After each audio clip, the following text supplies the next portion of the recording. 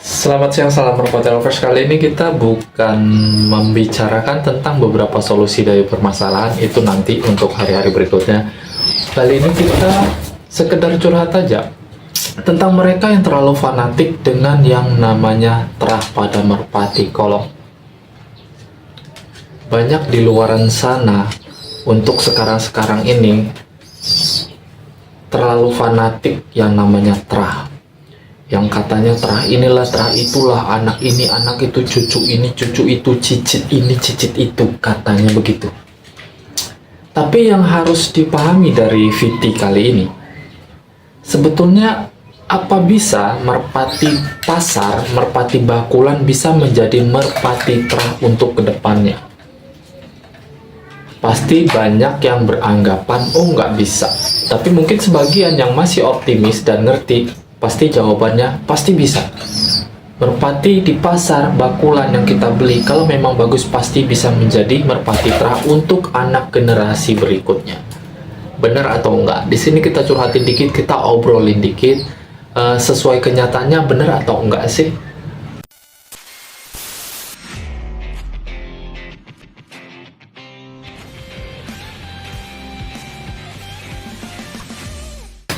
Selamat siang, salam merpati lovers. Semoga sehat selalu di luar sana, dilancarkan rezekinya amin tanpa terkecuali. Nah, ini pakai topi, rambutku gondrong, tuh berantakan ya udahlah ya. Terima kasih banyak untuk yang udah mampir, subscribe, like, komennya. Terima kasih banyak untuk yang udah bantu jawab banyak pertanyaan, nanti saya jawab. Kali ini cuman mengeluarkan sedikit unek-unek aja, boleh lah ya, curhat dikit ya. Jadi kita curhat dengan publik umum. Kembali ke pokok pembahasan awal ya, yang dimana Viti kita kali ini membahas tentang bagaimana apakah kemungkinannya ada merpati bakulan yang non-terah yang kita beli di pasar, entah itu di pengepul, ya sekiranya fenotipnya bagus, kita jadikan player, apa bisa menjadi merpati terah berikutnya? Jawaban saya masih bisa. Meskipun terkadang di luaran sana banyak yang bilang, oh merpati yang beli di bakulan, merpati beli yang diombiokan di pasar, itu nggak bisa jadi merpati terah, nggak bakalan bagus, nggak bakalan bisa juara. Kita hormati apa yang dia bilang. Bahkan nanti pendiriannya gini, pasti ngomongnya untuk yang penggila terah ya, pasti bilangnya gini, merpati terah itu pasti bakalan juara suatu saat nanti. Pemikiran dan mindsetnya begitu. Tapi di sini saya bertolak belakang dengan pemikiran mereka, meskipun saya akui saya memelihara burung yang ada terahnya, tapi saya nggak mau nyebutin ini itu enggak.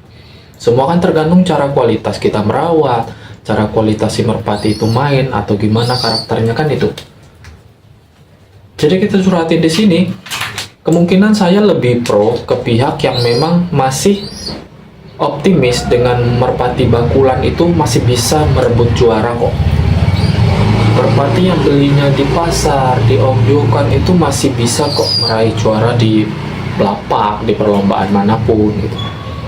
Di situ saya masih pro terhadap mereka dibandingkan dengan mereka yang berpikir merpati terah paling utama dan sudah menjamin merpati terah tersebut bakalan podium dan juara suatu saat nanti. Itulah kenapa di sini saya membantah mereka yang terlalu beranggapan atau terlalu mendewakan yang namanya merpati terah.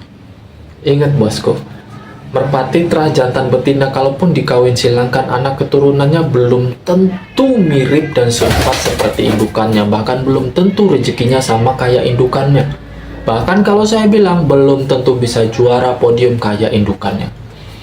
Meskipun contohnya ada tim-tim besar sana keturunan induk yang bagus, bapaknya ibunya juara, keturunannya bisa juara, ya itu bagus. Cuma itu hanya segelintir. Kalau saya bilang dari 100% itu hanya 10%, bahkan di bawah 10%. Sisa 90%-nya gagal. Optimis boleh, tapi logika juga. Jadi kita yang pencinta terah misalkan, jangan terlalu menghina kawan-kawan kita yang baru main burung, cuman bisa sanggup belinya di bakulan sama pengepul-pengepul atau di ombyokan di pasar. Jangan terlalu menghina mereka, karena apa? Rezeki kita nggak ada yang tahu. Mereka beli burung di pasar, di bakulan, dapat fenotip yang jelas, podium merpati tersebut, mulut kita yang ditutup, mulut kita yang terah. Karena apa? Gimana? Nanti dia bisa ngomong, percuma terah, percuma mahal, kalau memang nggak bisa podium. Terus kita pembelaannya apa? Pembelaannya pasti, suatu saat nanti pasti podium. Kalau merpati terah. Merpati juga ada umurnya, suatu saat nantinya itu kapan? Itu yang saya bahas. Jadi boleh punya burung terah, aduh boleh punya burung terah, boleh suka sama burung terah, boleh fanatik sama burung terah, tapi jangan terlalu memandang sebelah mata burung yang beli di bakulan, burung beli ya di pasar, di manapun lah, selain di kandang yang ada terah katanya. Itu sih prinsip saya gitu loh. Tetap menghormati. Seandainya dia beli di bakulan, belinya di pasar, kalau genetiknya nggak jelas misalkan, kalau fenotipnya mendukung, dari rabaan segala macam mendukung banget nih, terus kinerjanya mendukung, kita harus ngapain lagi? Kita harus ngeles lagi sebagai pecinta terah yang katanya nanti, oh mungkin itu burung pentalan, mungkin itu burung orang nggak ngerti main makanya dijual. Alasan apa lagi? Itu pembelaan. Makanya kita harus menghormati. Misalkan mereka punya dana cuma cukup untuk beli di bakulan, sekedar mengandalkan rabaan, hormati mereka.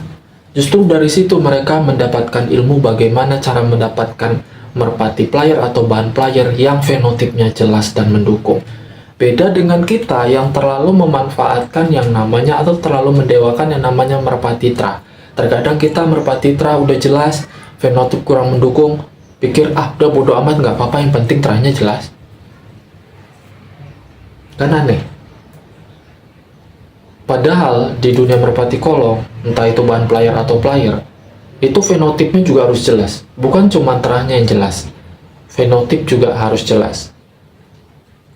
Walaupun pasti ada pro kontra tentang VT kali ini, dan saya yakin banyak pembelaan atas mereka yang masih meyakinkan merpati terah. Tapi saya nggak terlalu pro, nggak terlalu berpihak sama merpati terah meskipun di kandang merpati terah. Seriusan. Saya masih suka mereka yang masih semangat belajar ngeraba fenotip burung di bakulan, terus dibawa lomba, dilatih enak dan berhasil, itu saya lebih suka.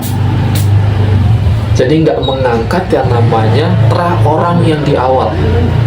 Bukan melupakan, misalkan kita punya terah burung dari si A, kita nggak bisa melupakan terah si A, otomatis pasti tetap kita bawa. Tapi kalau mereka yang belinya di pasar, nggak ada terah manapun yang mereka bawa.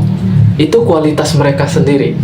Mereka yang milih sendiri, mereka yang ngelatih sendiri, mereka yang lombain sendiri, mereka yang podium sendiri, mereka yang kasih nama burung itu sendiri. Itulah yang bakalan menjadi terah bagi diri mereka masing-masing. Jadi nggak perlu berkoar-koar ngangkat terah nama senior di atas sana, nggak perlu. Jadi diri sendiri itu lebih bagus, meskipun prosesnya lama. Paham kan? Ini sekedar unek-unek sih sebetulnya, sengaja saya bikinkan VT penjelasan tentang curhatan kali ini. Cuman ya terserah deh, masih ada pro kontra. Saya masih masih memprihatinkan beberapa pendapat, cuman saya masih menghormati beberapa pendapat tentang perbandingan burung terah dan non terah, tentang keyakinan burung terah dan non terah. Apa bisa jadi juara merpati yang non terah belinya di bakulan, atau yang satu masih meyakinkan, oh merpati terah pasti bakalan juara, anak-anaknya pasti bagus. Yang penting logika aja. Kalau memang sekiranya merpati terah kita pelihara nggak juara-juara, kita anakin anaknya juga aja nggak juara-juara, berarti itu gagal. Itu aja, anak keturunannya berapa kali itu gagal kalau memang masih belum juara. Tapi kita kembali lagi ke rezeki masing-masing gitu loh. Kalau terah juga perawatannya kurang maksimal, rezekinya nggak ada, sama aja. Tapi kalau beli di bakulan sama beli di pasar, kalau fenotipnya jelas terus rezekinya ada, nah itu kan beda lagi ceritanya, ya enggak? Kalau dia lebih perawatannya maksimal, itu beda lagi ceritanya. Intinya merpati lomba, entah terah atau enggak, itu nggak peduli. Kalau saya penting nggak peduli. Yang penting merpati player lomba itu karakternya jelas, kriteria untuk jadi merpati kolong jelas, tanggung jawabnya jelas saat kinerjanya benar-benar kinerjanya maksimal sebagai player, perawatan juga maksimal. Terserah deh ya pemikirannya gimana. Selanjutnya yang namanya podium atau juara di luar dari ekspektasi tentang perawatan, merpati terah atau non terah, itu rezeki. Yang penting punya merpati player sesuai ekspektasi, perawat dengan maksimal, urusan juara itu rezeki bang, bukan soal terah. Karena saya yakin merpati yang non terah pun masih sanggup juara.